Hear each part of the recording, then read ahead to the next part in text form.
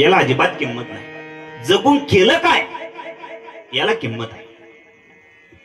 काही काही माणसं बघा सहज बोलता बोलता म्हणतात की महाराज आमचे वडील ना 110 वर्ष जगले. मग आपण विचारायचं त्यांना, मग त्यांनी जगून केलं काय? काय नाही. याच्या घरात भांडणं लाव, त्याच्या घरात भांडणं लाव. अहो हे जगणं आहे का? चामदेव महाराज मला 1400 वर्ष जगले.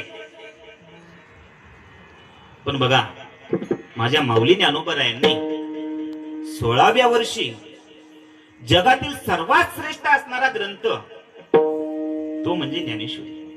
ज्ञानेश्वरीची निर्मिती माझ्या माऊली ज्ञानोबरायांनी केली. हो छत्रपती शिवाजी महाराजांनी 16व्या वर्षी काय केलं हो महाराज? तोरणागड जिंकला. स्वामी विवेकानंदांनी 16व्या वर्षी आपल्या भारताचं नेतृत्व केलं. हो बोलता बोलता सहज तरुण पिढी म्हणते की 16 वर्ष धोक्याचं. आता मला खरं सांगा बाबा 16 वर्ष धोक्याचं आहे की मोक्याचं आहे? अहो 16 वर्ष मोक्याचं आहे.